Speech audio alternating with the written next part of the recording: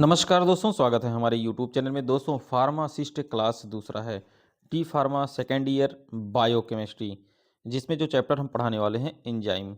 Enzyme से कौन कौन से क्वेश्चन बनते हैं दोस्तों, वो आप लोग जरूर देखिएगा। और एएनएम फार्मासिस्ट स्टाफ नर्स के जो एग्ज़ाम होते हैं दोस्तों, उसमें कैसे प्रश्न आते हैं वो भी मैं आप लोग को बताने वाला हूँ। जो भी अभ्यर्थी चैनल पर नए हैं तो सब्सक्राइब चैनल को जरूर कर लें हमारे लेटेस्ट नोटिफिकेशन, लेटेस्ट क्लास को पाने के लिए। फार्मासिस्ट की क्लास और एज ए कंपटीशन बेस पर भी इस पर क्लास चल रही है, तो आप लोग ज़रूर जुड़ें। और UP triple S C pharmacist 809 पद जो आने वाले हैं, उसके लिए भी मैं जो है इसी चैनल पर क्लास चलाऊंगा। तो जो भी अभ्यर्थी हैं चैनल को सब्सक्राइब ना किए हो तो सब्सक्राइब कर लें, शेयर करें और एक लाइक ज़रूर करिएगा। चलिए दोस्तों, क्लास की तरफ बढ़ते हैं। जो हमारा एंजाइम है, एंजाइम है क्या, ठीक है ना, इसी के बारे में तो हमको पढ़ना है। डिटेल में पढ़ेंगे, थियोरेटिकल पढ़ेंगे। वीडियो को स्किप एकदम ना करिएगा। जितने पॉइंट मैं बताऊंगा उसको आपको नोट्स कर लेना है, क्योंकि थियोरेटिकल एग्जाम में कहाँ से कैसे पूछा जाएगा वो आप लोग को कैसे लिखना है वो बताने वाला हूँ। देखिए दोस्तों, अक्सर ये पूछा जाता है आपका, जैसे यहाँ पर देख सकते हैं, ये है एंजाइम। एंजाइम के लिए, एंजाइम के बारे में पूछेगा तो आप एंजाइम के बारे में सबसे पहले पॉइंट क्या देंगे? All enzymes are protein. सभी एंजाइम जो है प्रोटीन होते हैं, ठीक है, पहला पॉइंट। और ये पूछा भी जाता है, आपका कंपटीशन में पूछा जाता है कि all enzymes are, objective type में ही पूछा जाता है। तो पहला पॉइंट आपको लिखना है ऑल एंजाइम्स आर प्रोटीन, ठीक है। फिर उसके बाद हम आते हैं एंजाइम हेडिंग डालने के बाद दोस्तों, फिर यहाँ से हमको लिखना रहेगा enzyme are biological catalyst. Enzyme जो हमारा होता है वो बायोलॉजिकल कैटालिस्ट होता है, दैट्स आर यूजुअली प्रोटीन, ठीक है। पहला पॉइंट आपका ये हो जाएगा, ठीक है ना। पहला पॉइंट आपको यहाँ से लिखना रहेगा, जो हमारे एंजाइम्स होते हैं वो बायोलॉजिकल कैटालिस्ट होते हैं, ये आपको करना है। और ये जो है वर्चुअली यूज्ड प्रोटीन होते हैं, ठीक। फिर उसके बाद जो है दूसरा पॉइंट है, it accelerate the pace of certain chemical process in the cell. जो हमारा सेल होता है, कोशिका होती है, उसमें केमिकल प्रोसेस भी इसी के द्वारा एक्सीलरेट होता है, दूसरा पॉइंट। फिर उसके बाद दोस्तों तीसरा पॉइंट हमको क्या लिखना रहेगा? तीसरा पॉइंट में हम यहाँ से आएंगे, a cell include 100 of distinct type. मतलब ये जो है एक सेल में जो है 100 मतलब 100 से ज़्यादा जो है डिस्टिंक्ट टाइप का एंजाइम मालिक्यूल तो होता है, लेकिन वो जो होता है केमिकल प्रोसेस से टॉलरेट कर देता है, ठीक है ना। जो केमिकल प्रोसेस होता है एंजाइम का, उससे एंजाइम मॉलिक्यूल को टॉलरेट कर देता है। तो आपको एक पॉइंट यहाँ से लिखना है और उसके बाद जो है दूसरा पॉइंट यहाँ से लिखना है, तीसरा आपको यहाँ से लिखना रहेगा, ठीक है। अब एंजाइम जो सबसे पहले जो है एंजाइम को जो है, मैंने बोला था कि सबसे पहले क्या बोलेंगे, ऑल एंजाइम्स आर प्रोटीन, वो हो गया। फिर उसके बाद जब कैटालिस्ट, बायोलॉजिकल कैटालिस्ट की बात आएगी तो यहाँ पर आएंगे हम, एंजाइम और नॉर्मली प्रोटीन। देखिए यहाँ पर दिया है ना, एंजाइम और नॉर्मली प्रोटीन, ये पॉइंट लिखना है। आल दो they can also be RNA, मतलब राइबोन्यूक्लिक एसिड जो हमारा है उसमें भी जो है एंजाइम नॉर्मली प्रोटीन फॉर्म में रहता है, ये हो गया, ठीक है दोस्तों। ये इतना ही लिखना, उसके बाद यहाँ पर आपको नहीं लिखना रहेगा। फिर हम आते हैं, फिर यहाँ पर आ जाते हैं, उसके बाद आएंगे, ये पॉइंट लिखेंगे, the term enzyme is drive from Greek word which means in yeast, ठीक है ना। Because the yeast cells were the first to dissolve enzyme activity in living organism. जो लिविंग ऑर्गेनिज्म हैं उसमें एंजाइम जो होती है वो ईस्ट सेल के माध्यम से, यानी ईस्ट फॉर्म में जो है प्रेजेंट रहती है, ये भी आप कह सकते हैं। इतना आपको लिखना है। फिर उसके बाद हम आते हैं, यहाँ पे लिखेंगे, for the first time in 1926 James Sumner isolate and crystallize enzyme urease and that cattle found that crystal of urease are formed exclusive in of protein, ठीक है ना। मतलब इसमें जो है पहली बार जो है 1926 में जेम्स समनर ने क्रिस्टलाइज एंजाइम यूरिएज को आइसोलेट किया था। किससे? एंजाइम के जो जो क्रिस्टल हैं, यूरिया के क्रिस्टल हैं, उनसे जो है, ठीक है ना। और फिर देखा कि ये तो एंजाइम्स प्रोटीन के ही लगभग बराबर हैं, ठीक है ना। तो आपको ये पॉइंट यहाँ तक लिखना है जितना मैं अंडरलाइन किया हूँ, ठीक है। फिर हम आगे बढ़ते हैं, ये सब आपको नहीं लिखना है। अब फिर हम आते हैं प्रॉपर्टी। हेडिंग डाल दीजिएगा आप लोग प्रॉपर्टी, ठीक है, इतना ही हेडिंग डाल दीजिएगा। प्रॉपर्टी कौन कौन से होते हैं वो मेन आपको लिखने हैं। पहला पॉइंट क्या है, देखिए मैंने क्या बोला था, ऑल एंजाइम्स आर प्रोटीन, देखिए आ ही गया यहाँ पर, देखिए सेम डिक्टो point, all enzymes are protein except, मतलब इसमें पूछ रहा है कि एक को छोड़कर, except the group of catalyse RNA. ये पॉइंट तो एकदम मोस्ट इंपॉर्टेंट है, इसको रट ही लेना। दूसरे पॉइंट पे आएंगे, दूसरे पॉइंट पे पूछ रहा है the molecular weight of enzyme range. बहुत बढ़िया क्वेश्चन है ये, मतलब इसका मॉलिकुलर रेंज कितना होता है यहाँ पर दिया गया है, मॉलिकुलर रेंज। तो मॉलिकुलर वेट का एंजाइम का रेंज जो है 12,000 से 1,000,000 or more like other than protein molecule. ये भी पॉइंट आपको लिखना है, मोस्ट इंपॉर्टेंट है। फिर उसके बाद हम चलते हैं नेक्स्ट पे, चलते हैं दोस्तों। फिर यहाँ पर हम आते हैं चौथे पॉइंट पर, हम आ जाते हैं। चौथे पॉइंट में आपको लिखना है most of the enzyme required only amino acid residue. जो हमारा एंजाइम है वो एमिनो एसिड के रेजिड्यू से ही जो है प्राप्त होता है, ठीक है ना। और देखिएगा where is in some enzyme like cofactor और को एंजाइम इज नीडेड। इसका को फैक्टर भी जो है इसी के एंजाइम में ही होता है, ठीक है ना। ये पॉइंट आपको यहाँ से उठाना है, most of the enzyme required for amino acid residue to show their effect where is in some enzyme cofactor coenzyme needed. बस इतना लिखना, ये आपको नहीं लिखना रहेगा, ठीक है ना। फिर हम आगे बढ़ते हैं, चौथा हो गया। फिर उसके बाद दोस्तों ये फिर उसके बाद पांचवें एंजाइम पर हम आते हैं। पांचवें पर पूछ रहा, सॉरी पांचवें पॉइंट पर आते हैं। पांचवें में आपको लिखना है holoenzyme are the catalytically active enzyme, ठीक है ना। मैंने बोला ना अभी आपको, देखो को एंजाइम आगे पढ़े थे, को फैक्टर। उसके बाद यहाँ पर हम आ रहे हैं, यहाँ पर देखिएगा holoenzyme are catalytically active enzyme made up of coenzyme. मतलब ये जो है हमारा को एंजाइम से बना है, या मेटल आयन या नॉन प्रोटीन, ठीक है, पार्ट का होता है। एंड एपो एंजाइम जो होता है वो एपो प्रोटीन होता है और ये प्रोटीन पार्ट का होता है। देखिए दोस्तों को एंजाइम जहाँ पर आएगा तो समझ लीजिएगा वो नॉन प्रोटीन पार्ट है, ठीक है ना। एपो एंजाइम आएगा तो वो समझिए आपका प्रोटीन पार्ट है। तो को एंजाइम और एपो एंजाइम यही दोनों मिलकर आपका होलो एंजाइम बनाता है। ये पॉइंट आपको पूरा का पूरा लिख लेना है, उतना ही दोस्तों आपको लिखना है जितना मैं बता दिया हूँ। फिर उसके बाद हम आते हैं IUP। अक्सर पूछा जाता है international union of biochemistry and molecular biology का क्लासिफिकेशन बता दीजिए। तो आपको इसका क्लासिफिकेशन में बहुत ज़्यादा नहीं, केवल पॉलीमरेज जो यूरिएज है ना, एज, ठीक है, यूरिया का, उससे संबंधित आपको लिखना रहेगा। फिर उसके बाद जब हम आते हैं तो पहला पॉइंट यहाँ पर आते हैं, in early days enzyme were named by adding the suffix, ठीक है ना। जो सफिक्स इसमें जो ऐड हुआ है एज जो होता है, जैसे DNA polymerase, RNA polymerase, hydrolysis के माध्यम से इसका भी होता है, ठीक है ना। इसमें पेप्सिन पाया जाता है, ट्रिप्सिन पाया जाता है, काइमोट्रिप्सिन पाया जाता है, ठीक है। ये सब भी इसमें रहते हैं, लेकिन हमें जो पढ़ना है वही हम आपको इसमें लिखाएंगे, ठीक है।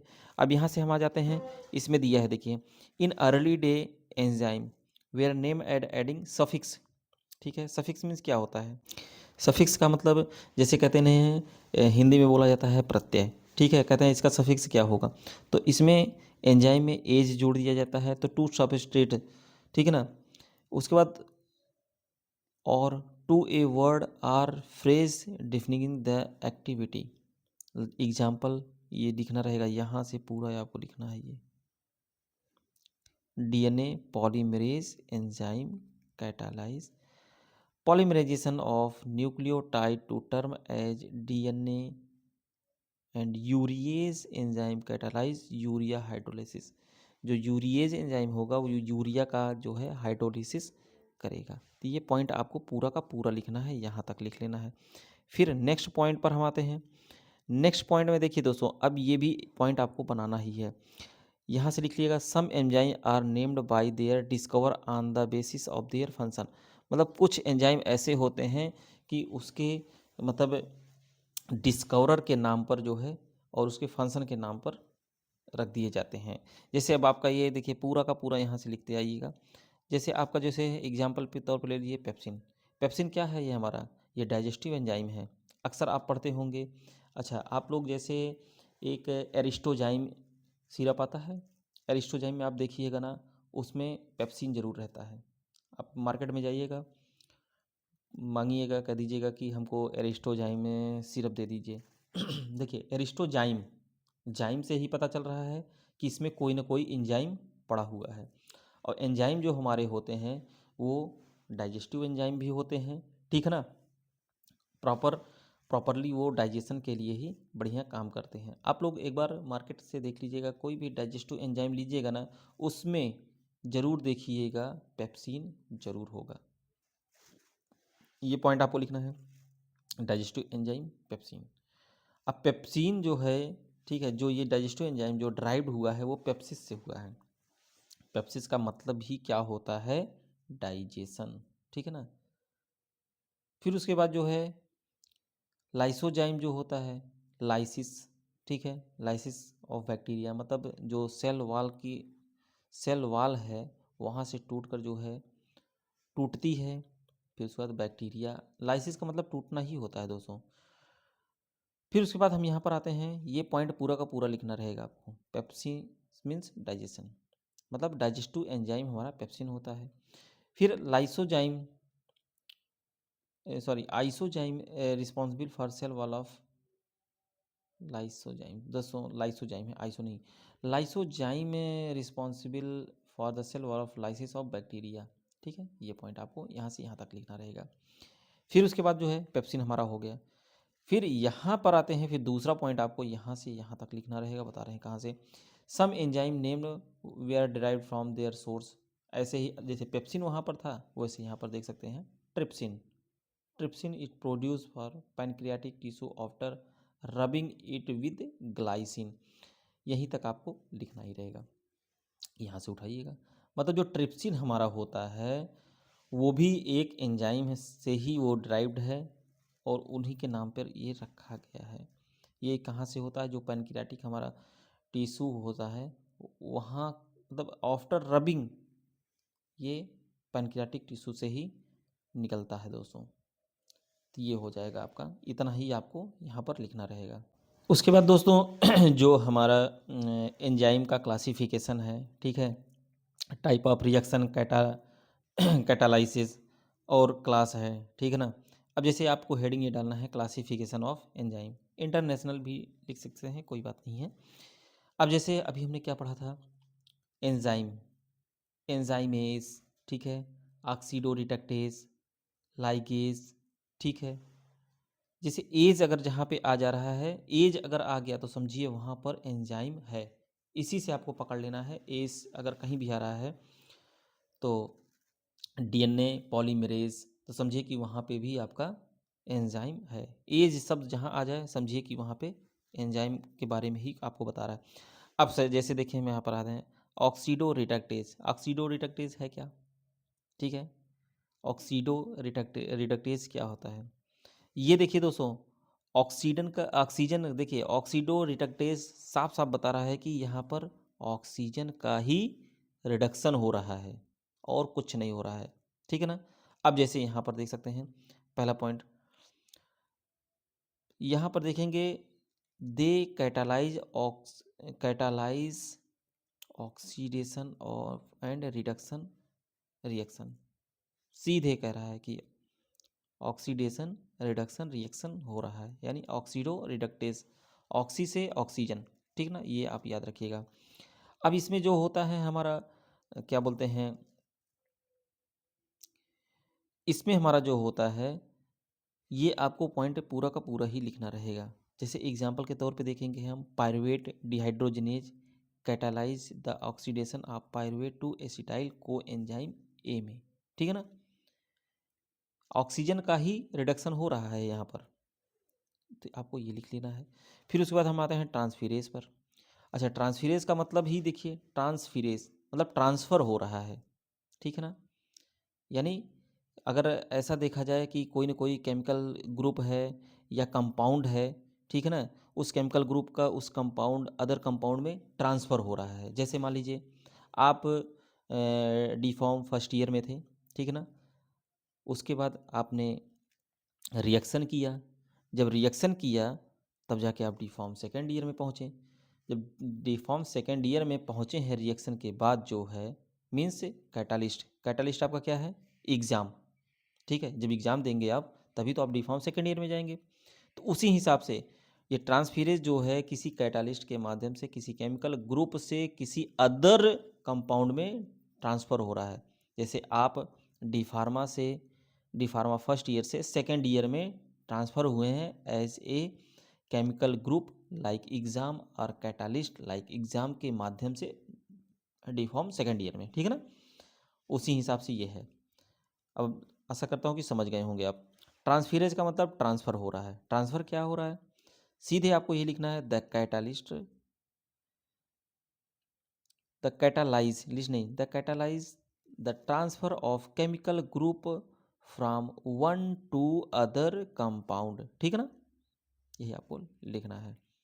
एग्जाम्पल के तौर पर लिख लीजिएगा, जो हमारा ट्रांसमिनेज है एक मॉलिक्यूल से दूसरे एमिनो एसिड के मॉलिक्यूल में, जो एमिनो अणु मतलब हमारा है एमिनो मॉलिक्यूल है, एमिनो ग्रुप है, उससे ट्रांसफ़र हो जा रहा है अदर मॉलिक्यूल में, ठीक है ना। तो आपको यहाँ से लिखना है a transaminase transfer amino group from one molecule to another. तो ये देखिए दोस्तों, ये बहुत ही इम्पॉर्टेंट पॉइंट है, मैं इसको बता दे रहा हूँ, ये जो मैं बता रहा हूँ। और पूछा जाएगा कि ऑक्सीडो ऐसे ही पूछ लेगा, ऑक्सीडो रिडक्टेज जो है आप उसका डेफिनेशन लिख दीजिए, क्या है, ट्रांसफिरेज का डेफिनेशन लिख दीजिए, तो आपको लिखना पड़ेगा। फिर उसके बाद हम यहाँ पर आते हैं हाइड्रोलेज, मीन्स यहाँ पर भी एंजाइम है, एज आ गया ना, एज यहाँ पर आ रहा है, समझिए कि एंजाइम है। हाइड्रोलेज मीन्स यहाँ देखिए, हाइड्रोलेज मतलब हाइड्र, सीधे समझ में आ रहा है कि यहाँ पे वाटर का कुछ जो है काम है, ठीक है ना। हाइड्रोलिसिस, हाइड्रोलेज, जहाँ हाइड्रो शब्द आया समझे कि वाटर से संबंधित है। अब हाइड्रोलेज हमारा है, तो ये इसमें जो कैटालाइज होता है वो क्या करता है, वो सीधे हाइड्रोलिसिस कर देता है। हाइड्रोलेज का कैटालाइज के माध्यम से ये हाइड्रोलिसिस कर देता है। तो आपको ये क्या करना है, यहाँ पर लिख देना है the catalyse the hydrolysis of A bound, यहाँ तक पूरा लिखना है। और एग्जाम्पल के तौर पे यहाँ से लिख लीजिएगा। एग्जाम्पल में देखिए क्या है कि एंजाइम पेप्सिन हाइड्रोलेज जो होता है वो पेप्टाइड बॉन्ड प्रोटीन के साथ बंध जाता है, ठीक है ना, ये आपको लिखना रहेगा यहाँ से यहाँ तक, मतलब ये पूरा पॉइंट आपको लिखना है। ये आपको समझ में आ गया होगा। अब देखिए लाइसेस, लाइसेस का मतलब क्या होता है, तोड़ना। मैंने कई जगह बताया है लाइसिस लाइसेस, जहाँ भी आ जाए लाइसेस, अब ये समझ लीजिए कि कोई ना कोई मॉलिक्यूल जरूर जो है विदाउट किसी भी बॉन्ड के, ठीक है, टूट जा रहे हैं, ठीक है ना, चाहे वो सिंगल बॉन्ड हो चाहे वो डबल बॉन्ड हो, ठीक है ना। तो आपको इसमें इतना ही लिखना है, सीधे सीधे आपको the catalysis the breaking of bond without catalysis, बिना कैटालाइसिस के ही बॉन्ड जो है टूट जा रहे हैं, बस इतना ही लिखना है। एग्जाम्पल में खाली आपको लिख लेना है एल्डोज, एल्डोज लिख लेना है बस, ठीक है ना, और कुछ नहीं लिखना है। उसके बाद हम आते हैं आइसोमेरेज पर। आइसोमेरेज बहुत ही इंपॉर्टेंट टर्म ये सब हैं, आपको लिखना है ये सब, ठीक है ना। आइसोमेरेज में हम आएंगे तो आइसोमेरेज में क्या पूछ रहा है, आइसोमेरेज आइसोमर, ठीक है ना। कहते नहीं है कि ये इसका आइसोमर, आइसो मतलब क्या होता है, इसी के समान, ठीक है ना। आइसो कहते नहीं सेम टू सेम, इसी के ही समकक्ष समान है, ठीक है ना। अब देखिए यहाँ से आपको क्या करना है, आइसोमेरेज में लिखना है the catalyse the formation of an isomer of compound, मतलब सेम आपके उसी कंपाउंड का फॉर्मेशन कर रहा है, बस इतना ही आपको लिखना है और आपको कुछ नहीं लिखना है। एग्जाम्पल में आपको लिख लेना है यहाँ से, phosphoglutamase catalyse the conversion of glucose 1 phosphate into glucose 6 phosphate, यहाँ तक आपको केवल लिखना रहेगा, ठीक है। यहाँ से लेगा यहाँ तक, ठीक है। मीन्स ये आपका जो फास्फोग्लूमोमेटेज है, ग्लूकोज 1 फास्फेट को ग्लूकोज 6 फास्फेट में कन्वर्ट कर दे रहा है, ठीक है, कन्वर्जन का काम कर रहा है, उसी के हिसाब से आइसोमर बना दे रहा है, ठीक। ये सब पॉइंट बहुत ही महत्वपूर्ण है, इसलिए आपको रटना है ये। फिर उसके बाद हम आते हैं लाइगेज। लाइगेज क्या होता है, लाइगेज मीन्स क्या होता है, ठीक है। लाइगेज का मतलब ये होता है कि एक को दूसरे से कनेक्ट करके रखे रहे, ठीक है, मतलब दूसरे मॉलिक्यूल को एक साथ में जोड़ कर रखे रहे, लाइगेज का मतलब ये होता है, ठीक है। जैसे अब यहाँ पर आप देख सकते हैं formation of carbon carbon bond, carbon sulphur bond, carbon oxygen bond, carbon nitrogen bond, ठीक है ना। ये आपको यहाँ से लिखना रहेगा।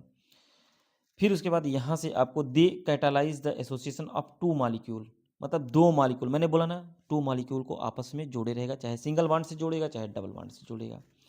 अब जैसे डीएनए लाइगेज कैटालाइज है, joining a 2 fragment of DNA by farming of phosphodiester bond, मतलब जो डीएनए लाइगेज है वो फास्फोडाइएस्टर बॉन्ड से उसको जोड़े रहेगा। अक्सर आप लोग देखे होंगे ना, ऐसे करके रहता है, ऐसे करके रहता है, ऐसे से डीएनए का रहता है ना, तो ये क्या है, फास्फोडाइएस्टर बॉन्ड ही होता है, ये जो होता है, ये बीच में आप देखेंगे ना यहाँ पर, ये फास्फोडाइएस्टर बॉन्ड ही है, इसी से आप जोड़े रहता है। तो आपको ये पॉइंट पूरा का पूरा लिखना रहेगा, यहाँ से लेकर आपको यहाँ तक लिखना रहेगा, ठीक है। चलिए आगे बढ़ते हैं। आशा करता हूँ यहाँ तक आप लोग समझ लिए होंगे और नोट्स को साथ साथ बनाते चलिएगा। और सेशन कैसा लग रहा है कमेंट के माध्यम से ज़रूर बताइएगा। वीडियो को शेयर भी कर दीजिए अपने दोस्तों के पास, मित्रों के पास, क्लासमेट के पास, क्योंकि ऐसा जो है वीडियो आपको देखने को नहीं मिलेगा। डी फार्मा थ्योरी से रिलेटेड कोई वीडियो कोई चैनल वाले नहीं बनाते हैं, ठीक है ना। तो आप लोग को ऐसे करना है। फिर उसके बाद हम आगे चलते हैं, यहाँ पर आ जाते हैं, बाकी आपको ये चीज़ नहीं लिखना है, ठीक है ना। आगे बढ़ जाते हैं हम, मैकेनिज्म ऑफ एंजाइम एक्शन। अब देखिए बहुत गजब का, अब बहुत बढ़िया आपका लेक्चर शुरू हुआ है। मैकेनिज्म, जैसे आप लोग कोई भी चीज़ पढ़ते हैं ना, तो उसका मैकेनिज्म ज़रूर होना चाहिए। अब मान लीजिए आप डिफॉर्म सेकेंड ईयर के स्टूडेंट हैं, ठीक है ना, क्या आपका मैकेनिज्म यही बनता है कि आप आके क्लास में बैठ जाएं, बस बैग उठाएं क्लास में बैठ जाएं, उसके बाद हम घर चले जाएं? नहीं नहीं, आपका मैकेनिज्म ये है, ठीक है। मैकेनिज्म मतलब होता है कि आपको काम क्या करना है। आप अगर आप क्लास में बैठे हैं ना, तो आपको कुछ काम भी तो करना है, हैं? तो वही आपका मैकेनिज्म है। जैसे अब एंजाइम है, तो एंजाइम का भी तो कोई ना कोई मैकेनिज्म होगा, या तो डाइजेशन का काम करेगा, ठीक है। कुछ नहीं तो अगर आपका इंडाइजेशन है तो इंडाइजेशन को आपको सुधारेगा, ठीक है, ये सब काम करता है। अब इसका मैकेनिज्म देखिए, मैकेनिज्म के लिए क्या है, यहाँ से देखिएगा। इन 1880 में Charles एडोल्फी वुर्टज gave the concept of enzyme substrate complex for enzyme action in the reaction, ठीक है। 1880 में चार्ल्स एडोल्फ वुड्स ने ये कॉन्सेप्ट दिया था एंजाइम सबस्ट्रेट कॉम्प्लेक्स का, कि एंजाइम का जो रिएक्शन है, ठीक है, एंजाइम एक्शन रिएक्शन भी ले सकता है, like as a food digestion, ठीक है ना। आपको ये पॉइंट यहाँ से यहाँ लिखना है, फिर उसके बाद यहाँ पर आपको नहीं करना है।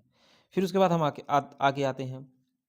फिर यहाँ से हम आएंगे, यहाँ पे देखिएगा यहाँ से लिखेगा दूसरा point, in human body some reaction such as muscles contraction, food digestion, nerve signal transmission, ये सब जो होते हैं हमारे एंजाइम से ही होते हैं, जो हमारे essential required enzymatic catalyst to regulate the rate of reaction, ये लिखना है एक पॉइंट में। फिर दूसरे पॉइंट में आएंगे, enzymatic catalysis increase the rate of reaction with the help of enzyme, मतलब एंजाइम की हेल्प से जो एंजाइमेटिक कैटालिसिस होते हैं उनका रेट ऑफ रिएक्शन जो होता है वो इंक्रीज हो जाता है। यानी एक पॉइंट पहला यहाँ से लिखना है, फिर दूसरा ये लिखना है, पहला वहाँ पे लिख लेना है, इतना हो जाएगा। फिर हम आगे बढ़ते हैं एक्टिव साइट। अगर आप लोग देखे होंगे ना इंड्यूस्ड फीड मॉडल कैसे कैसे होता है, वो सब आप लोग बहुत पहले पढ़े होंगे, ठीक है ना, वही आपको मैं फिर से यही रिवीजन करा रहा हूँ। अब जैसे एक्टिव साइट एंजाइम है ना, एक साइड से आएगा दूसरे साइड जाके फिट हो जाएगा, ठीक है ना, उसको हम क्या बोलते हैं, क्लेफ्ट बोलते हैं, पॉकेट बोलते हैं, ठीक है ना। तो वही होता है, आपको दिखा रहा हूँ मैं भी एग्जाम उसमें भी दिखाऊंगा आपको, फिगर में भी दिखाऊंगा। अब जैसे हमारा एंजाइम है ना, वो आके एक्टिव साइड पे जाके फिट हो जाएगा। अब जैसे आपको यहाँ पर क्या लिखना है, पहला पॉइंट यहाँ लिखना है, the substrate binding place of an enzyme at which catalysis occur is known as active site, मतलब जो सबस्ट्रेट बाइंडिंग है वहाँ पर आकर उस एक्टिव साइट पर अगर फिट हो जा रहा है तो वो जो है हमारा एक्टिव साइट ही है। अब जैसे यहाँ पर देखिएगा क्लेफ्ट, क्लेफ्ट होता है, जो साइट होता है वो क्लेफ्ट होता है, ठीक है ना, यही आपको इतना लिखना रहेगा। फिर हम आपको आगे दिखा रहे हैं कैसे आपका ये फिट हो रहा है। फिर उसके बाद दोस्तों यहाँ पर देखिएगा, अब जैसे ये देखिए हमारा एक्टिव साइट का फिगर है, ये आपको बनाना है, जितना मैंने बोला है उतना आपको लिखना रहेगा, लिखने के बाद इतना आपको बना लेना है। अब जैसे ये हमारा है ना, देखिए बाकायदा जैसे ताला चाबी होता है ना, जब ताला को खोलना होता है तो चाबी मस्त उसमें जाके फिट हो जाती है, फिर उसके बाद ताला को खोल देती है। उसी हिसाब से ये समझिए ताला है और ये चाबी है, ये क्या होगा इसी में आकर ऐसे बैठ जाएगा, ठीक है। और यही हमारा जो है ये है, यही हमारा जो है ये एक्टिव साइड है। इस फिगर को अपना लीजिएगा, ये हमारा एक्टिव साइड हो गया, ये हमारा सबस्ट्रेट, सबस्ट्रेट क्या है, चाबी है, और ये हमारा एंजाइम क्या है, ये ताला है, ठीक है ना। ये एंजाइम में आके सबस्ट्रेट बैठ जाता है और एकदम फिट बैठेगा, ऐसा नहीं कि ढीला ढाला रहेगा, ठीक है ना। इसको आपको बना लेना है, ताला चाबी याद रखिएगा, तो एक्टिव साइड आपका फिगर आप लोग बना लेंगे, बस इतना ही आपको बनाना रहेगा। फिर आगे बढ़ते हैं, इतना बनाने के बाद दोस्तों फिर आपको क्या करना है, ये वाला फिगर आपको बना लेना है, ठीक है। ये क्या है देखते हैं, जैसे अब एंजाइम है, एंजाइम जो है, एंजाइम सबस्ट्रेट जो है, सबस्ट्रेट एंजाइम कॉम्प्लेक्स बना लेता है, ठीक है ना।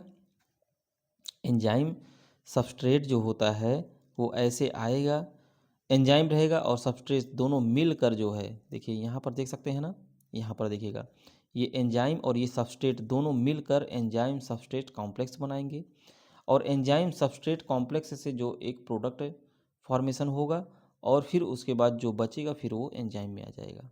फिर सबस्ट्रेट जो है साथ में आएगा, फिर एंजाइम सबस्ट्रेट कॉम्प्लेक्स बना लेगा, तो ये आपका ऐसे चलता रहता है, ठीक है ना, ऐसे ऐसे आपका ये चलता ही रहता है। तो ये फिगर आपको बना लेना है, एंजाइम सबस्ट्रेट कॉम्प्लेक्स और एक्टिवेशन एनर्जी लोअरिंग क्या है ये भी मैं आप लोग को बताने जा रहा हूँ, ठीक है ना।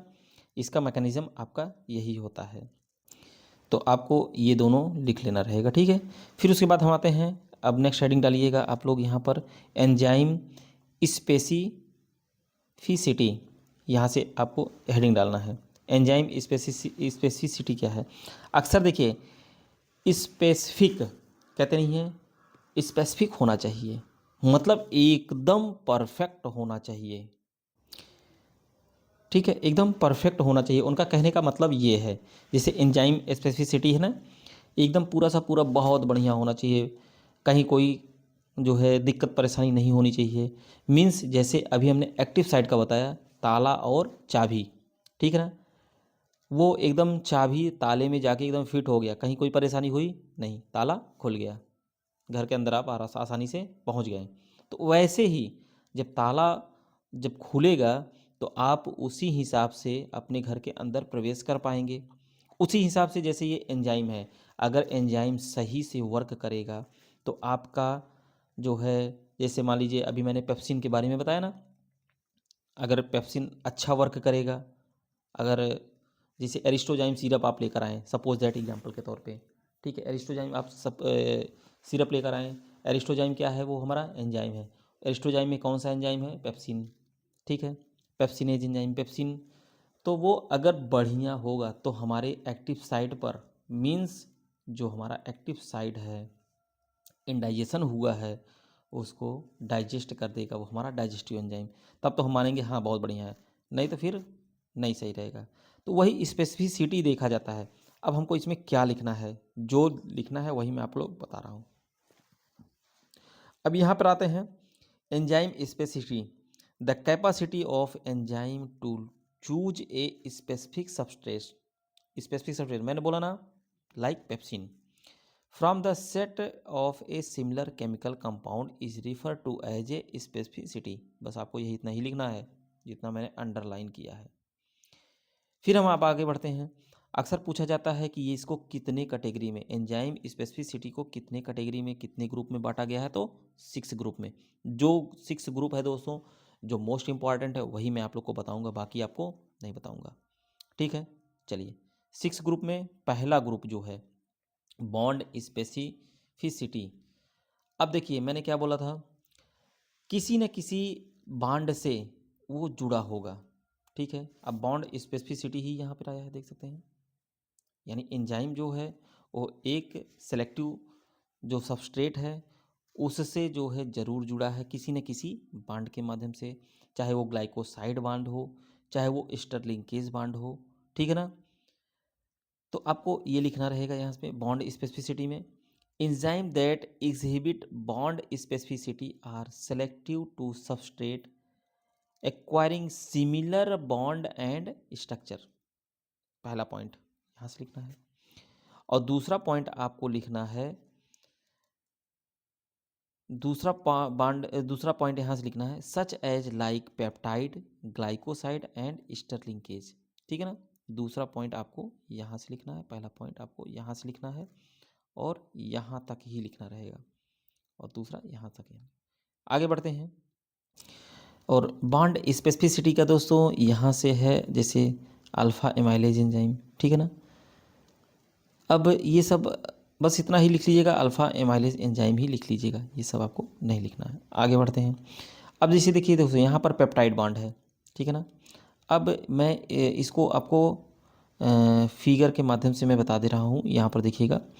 अब जैसे पेप्टाइड बॉन्ड है, पेप्टाइड बॉन्ड अभी हमने पढ़ा, जैसे हमारा ग्लाइसिन है, ग्लाइसिन कार्बन से जुड़ा है, ऑक्सीजन से जुड़ा है डबल बॉन्ड से, और उसके बाद नाइट्रोजन से जुड़ा है, यहाँ पर हाइड्रोजन से जुड़ा है, और फिर यहाँ पर हमारा फिर ये ग्लाइसिन आ गया, यहाँ ग्लाइसिन है, यहाँ पर ग्लाइसिन है, यहाँ कार्बन है, यहाँ नाइट्रोजन है। अब जो ये हमारा बॉन्ड बन रहा है, देख सकते हैं ना यहाँ पर, ये देखिएगा पेप्टाइड बॉन्ड हमारा यही होगा, ये जो है यहाँ पर बन रहा है नाइट्रोजन पर, ठीक है ना। तो इसको आपको बना लेना है, पेप्टाइड बॉन्ड, बॉन्ड स्पेसिफिसिटी का, इसको ज़रूर बना लीजिएगा। अब उसके बाद हम आगे बढ़ते हैं।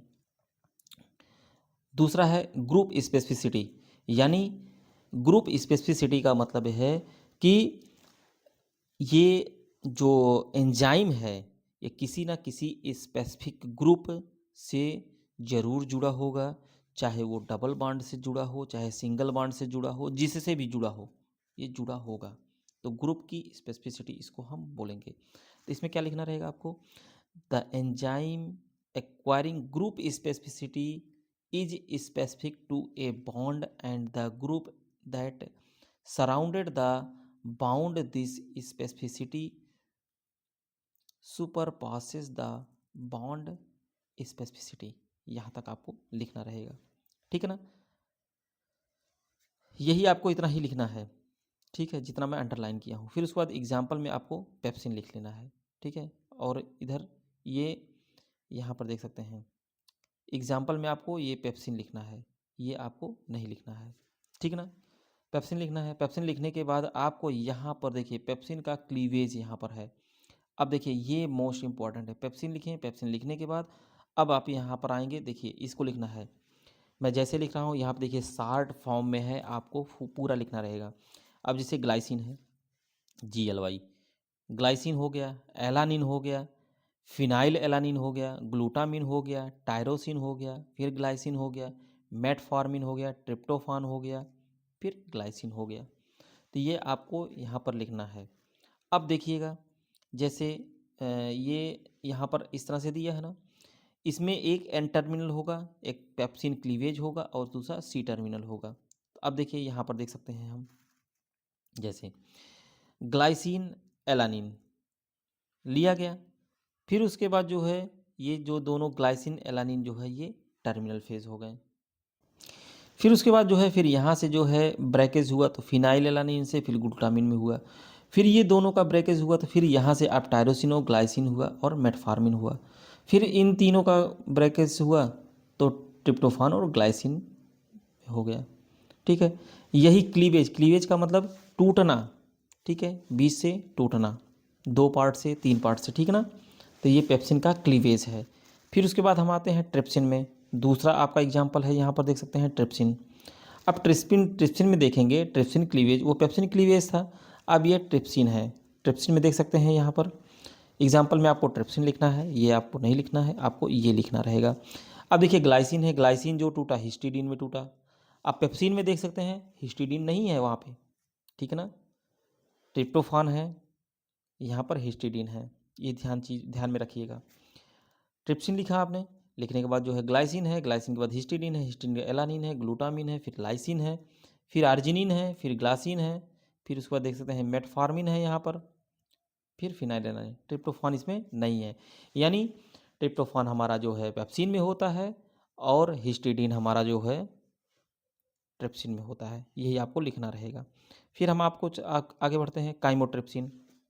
काइमोट्रिप्सिन में हम आएंगे, ये भी हमारा डाइजेस्टिव एंजाइम ही है। सभी हमारा देखिए पेप्सिन, ट्रिप्सिन, काइमोट्रिप्सिन, जितने मैं आप लोग को बता रहा हूँ ये सब पेप्सिन, ट्रिप्सिन, काइमोट्रिप्सिन, ये सब हमारे क्या है, डाइजेस्टिव एंजाइम है। आप ये भी लिख सकते हैं, लेकिन फिर आपको ये देखिए यहाँ पर लिखना रहेगा जो कार्बोक्सिलिक ग्रुप हमारा रहता है, लाइक जैसे ग्लाइसिन हो गया, एलानिन हो गया, फिनाइल एलानिन हो गया, ग्लूटामिन हो गया, टायरोसिन हो गया, ग्लाइसिन हो गया, मेटफॉर्मिन हो गया, ट्रिप्टोफान हो गया, ग्लाइसिन हो गया, ये आपको रटना रहेगा। काइमोट्रिप्सिन क्लीवेज जो है अगर पूछता है तो आपको ये रटना रहेगा, यानी ये लिखना रहेगा आपको।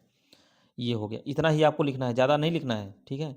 आगे बढ़ते हैं, फिर आगे दोस्तों बढ़ते हैं ऑप्टिकल स्पेसिफिसिटी। ये आप हेडिंग डालेंगे, ठीक है। और ऑप्टिकल स्पेसिफिसिटी का मतलब, ऑप्टिकल का मतलब क्या होता है, मिरर होता है ना, मिरर मीन्स शीशा, ठीक है। अब यही पूछ रहा है ऑप्टिकल एक्टिविटी।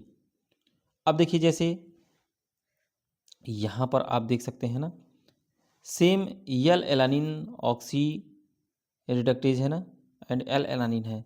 तो यहाँ पर आप देखिएगा ये ग्रुप, ठीक है, जैसे अब जैसे हमारा ये ग्रुप है, ठीक है, सी अल्फ़ा एच NH3COO-R। जब हम यहाँ पर एक शीशा रख देंगे और इसका प्रतिबिंब यहाँ पर हम देखेंगे, ठीक है ना, तो सेम इसी का इधर दिखा, जैसे यहाँ पे ये है तो एच यहाँ पे आ जाएगा, सी अल्फ़ा वहीं रहेगा, NH3 यहाँ पर रहेगा आपका, और COO और R, ठीक है ना। शीशे में आप अपना अगर प्रतिबिंब देखेंगे ना, जैसे मान पड़ेगा हाँ सेम का सेम दिखाई दे रहा है, लेकिन डायरेक्शन थोड़ा सा चेंज हो जाता है। तो ये आपका है। फिर चलिए दोस्तों हम आगे बढ़ते हैं, आपको ऑप्टिकल, ठीक है, ऑप्टिकल में यही लिखना रहेगा, ऑप्टिकल स्पेसिफिसिटी या स्टीरियो, ठीक है ना, स्पेसिफिसिटी मीन्स सेम, आपका सेम टू सेम दिखना चाहिए, ठीक है। आगे बढ़ते हैं, ऑप्टिकल स्पेसिफिसिटी में दोस्तों आपको यही लिखना रहेगा कि the enzyme having optical specificity is not only specific to substrate but also the optical configuration of substrate. बस आपको यहाँ से लेकर इतना ही लिखना रहेगा, आगे आपको नहीं लिखना है। उसके बाद दोस्तों यहाँ पर देख सकते हैं, अब जैसे स्टीरियो स्पेसिफिसिटी, अगर इसका भी जो है स्टीरियो स्पेसिफिसिटी जो है, अगर हम यहाँ पर रखते हैं, क्या रखते हैं, शीशा रखते हैं ना, अल्फ़ा एमाइलेज जैसे है ये हमारा, तो अल्फ़ा एमाइलेज जब हम शीशा में देखेंगे ना तो ये सेम डायरेक्शन में ही दिखाई देगा, लेकिन ये क्या है आप देखेंगे तो इसका भी स्टीरियो स्पेसिफिसिटी एंजाइम का ऐसे ही रहेगा। यहाँ पर ये देखिएगा, ये पोर्शन नीचे है, ये देखिए ये, और ये यहाँ पर ऊपर हो जाएगा, ठीक है ना। तो क्या ये सही है आपका अल्फा एमाइलेज में? नहीं सही है, यानी ये नहीं सही है। इसका जब भी होगा तो नीचे की ही तरफ होगा, ठीक है ना। तो आप ये वाला बना लीजिएगा अल्फा एमाइलेज, ठीक है। हम आगे बढ़ते हैं अब। उसके बाद दोस्तों हम आते हैं जियोमेट्रिकल स्पेसिफिसिटी में। इसमें देखिएगा, in this specificity a single enzyme can work on variety of substrates with similar identical molecular shape resulting in low level of specificity. तो आपको यहाँ से यहाँ तक लिखना है, ठीक है। और उसके बाद यहाँ पर देख सकते हैं, अब ये जो एथेनॉल और मेथनॉल है, यहाँ पर देख सकते हैं alcohol dehydrogenase acting on ethanol. अब जैसे हमारा एंजाइम है, ये इथेनॉल हमारा यहाँ पर आके फिट हो जाएगा, ठीक है। CH3OH, CH3 इथेनॉल हमारा है, और यहाँ पे हमारा जो है मेथनॉल है, ठीक है। ये ऐसे ही आपका यहाँ पर फिट हो जाएगा, ठीक है, एंजाइम में। ये तो ये फिगर आपको बनाना रहेगा। आगे बढ़ते हैं। उसके बाद कोफैक्टर स्पेसिफिसिटी आ गया है। अक्सर देखेंगे ना किसी एंजाइम का कोफैक्टर जरूर, कोफैक्टर्स और सबस्ट्रेट जरूर रहते हैं। तो इसमें भी जो है कोफैक्टर है। तो आपका जो ये 6 ग्रुप था, मैं आप लोग को बता दिया हूँ। कोफैक्टर स्पेसिफिसिटी आप इसका हेडिंग डालेंगे। फिर आगे बढ़ते हैं। Cofactor are non protein compound of enzyme that's are necessary for some enzyme to operate. बस आपको इतना ही लिखना है, ठीक है। यहाँ से लेकर ये पूरा यहाँ तक, बस यहाँ तक एक पॉइंट आपको लिखना है कि कोई मतलब ये नॉन प्रोटीन कंपाउंड का एंजाइम नहीं है जो कोफैक्टर होता है, ठीक है। आगे बढ़ते हैं। अब हम आगे पढ़ेंगे, हेडिंग डालिएगा एंजाइम सबस्ट्रेट कॉम्प्लेक्स फॉर्मेशन। अब यहाँ से बहुत बढ़िया है, जो एंजाइम सबस्ट्रेट कॉम्प्लेक्स का फॉर्मेशन हो रहा है वो कैसे हो रहा है, वो आप लोग को चलो मैं बता रहा हूँ। अब जैसे देख सकते हैं एंजाइम सबस्ट्रेट कॉम्प्लेक्स है, इसका हेडिंग आप डालिएगा। इसमें क्या है, इसमें देखिएगा an enzyme substrate complex is formed when A substrate, ठीक है। An enzyme substrate complex is formed when A substrate is accepted upon bye an enzyme, ठीक है। जो कॉम्प्लेक्स बना रहा है, कॉम्प्लेक्स फॉर्म में ही बन रहा है दोस्तों। जैसे देखिए कॉम्प्लेक्स का मतलब क्या होता है, ठीक है। जैसे अक्सर आप लोग पढ़ते हैं ना, विटामिन बी कॉम्प्लेक्स, ठीक है, कॉम्प्लेक्स पढ़ते हैं ना। अब विटामिन बी कॉम्प्लेक्स आपने लिखा तो विटामिन B1 से लेके B12 तक जितने भी विटामिन हैं इसमें सब आ जाएंगे। जैसे कॉम्प्लेक्स हो गया, कॉम्प्लेक्स का मतलब आप 1 से लेके 100 तक अगर कुछ भी लिख रहे हैं, जैसे आप मान लीजिए सपोज दैट एग्जांपल के तौर पे आपने लिखा विटामिन बी कॉम्प्लेक्स आपने लिखा ही, ठीक है। तो बी कॉम्प्लेक्स में सब आ गए। जैसे मान लीजिए आपने 1 से लेकर 100 तक लिखा, तो आप इसको क्या कर सकते हैं, ये न्यूमेरिक कॉम्प्लेक्स बोल सकते हैं। मतलब ये न्यूमेरिकल है हमारे, ठीक है ना। जो न्यूमेरिकल जो हमारा ये अंक है, हम ना लिखें, ये लिख लें न्यूमेरिकल कॉम्प्लेक्स। न्यूमेरिकल कॉम्प्लेक्स लिख लिए तो जितने भी न्यूमेरिक हमारे आते हैं सब हो जाएंगे। अगर हम अल्फ़ाबेट में लिख ले रहे हैं, A B लिख ले रहे हैं, अल्फ़ाबेट कॉम्प्लेक्स लिख देते हैं, तो जो हमारा अल्फ़ाबेट आता है ABCDEFGHIJKLMNOPQRSTUVWXYZ, ठीक है ना, ये सब हमारा कॉम्प्लेक्स है, सभी जुड़ गए हैं, ठीक है ना। तो इसलिए हम अ, ये एंजाइम एक एक को ना करके हम एंजाइम सबस्ट्रेट कॉम्प्लेक्स ही बना लेते हैं, ठीक है। चलिए आगे बढ़ते हैं। आपने इतना लिखा, उसके बाद हम आगे बढ़ते हैं। जैसे आप देखिए एग्जाम्पल के तौर पे यहाँ पर देखिए, यहाँ पर दिया, अभी मैंने वही समझाया आप लोग को। अब जैसे हमारा ये एंजाइम है एक्स से जुड़ा, तो एंजाइम एक्स हो गया। एंजाइम एक्स और प्लस वाई से जुड़ गया तो एंजाइम एक्स वाई हो गया। अब एंजाइम एक्स वाई जो है, एंजाइम और प्लस एक्स वाई में ब्रैकेट्स हो गया, ठीक है। तो ऐसे ही जो है ये कॉम्प्लेक्स बन जाता है। तो आपको ये रिएक्शन आप लिख भी सकते हैं, नहीं भी लिख सकते हैं, कोई वो करने की बात नहीं है। लेकिन जो अब इम्पॉर्टेंट है, जो एंजाइम का कॉम्प्लेक्स सब्सट्रेट कॉम्प्लेक्स है, ये कितने मॉडल हैं? आपको लिखना है 2 मॉडल हैं। मोस्ट इम्पॉर्टेंट, मोस्ट इम्पॉर्टेंट है लॉक एंड की मॉडल। इसको एमल फिशर ने ही प्रपोज किया था। अक्सर पूछा जाता है आपके, इसमें भी पूछा जाता है, कंपटीशन में भी पूछा जाता है कि लॉक एंड की मॉडल किसने दिया था? तो लॉक एंड की मॉडल 1890 में एमिल फिशर ने प्रपोज किया था। पहला पॉइंट मोस्ट इम्पॉर्टेंट है, अक्सर पूछा गया क्वेश्चन है ये। तो ठीक है, पहला जो है लॉक एंड की होता है। लॉक मतलब अभी मैंने ताला चाबी पढ़ाया था ना, इसके पहले सॉरी, ताला चाबी के बारे में बताया था ना, बस वही ताला चाबी है। लॉक मीन्स ताला, के मीन्स चाबी, ताला में आके चाबी फिट बैठ जाए और ताला खुल जाए, वही हमारा लॉक एंड की मॉडल है।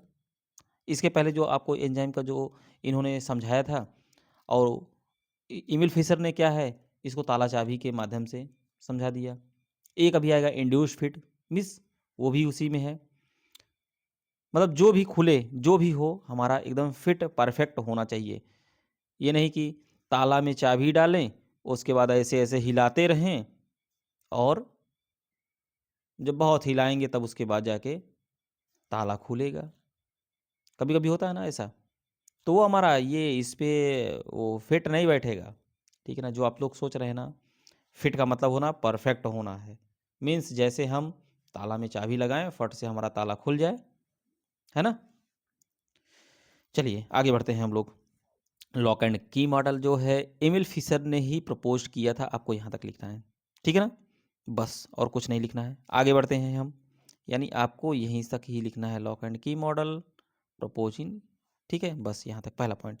फिर उसके बाद हम आगे आते हैं। आगे जब आएंगे तो हमको ये एक फिगर दिख रहा है, ये देखिए, देखना, देख सकते हैं यहाँ पे एमिल फिशर ने जो 1890 में दिया था, यही है हमारा। यहाँ पर देख सकते हैं, थोड़ा सा मैं कंप्रेस कर दूँ, ठीक है। ये देखिए, यहाँ पर है आपका ताला कुंजी मॉडल जिसको बोलते हैं, ठीक है ना, एमिल फिशर ने दिया था। अब जैसे ये हमारा एंजाइम है और ये सबस्ट्रेट है।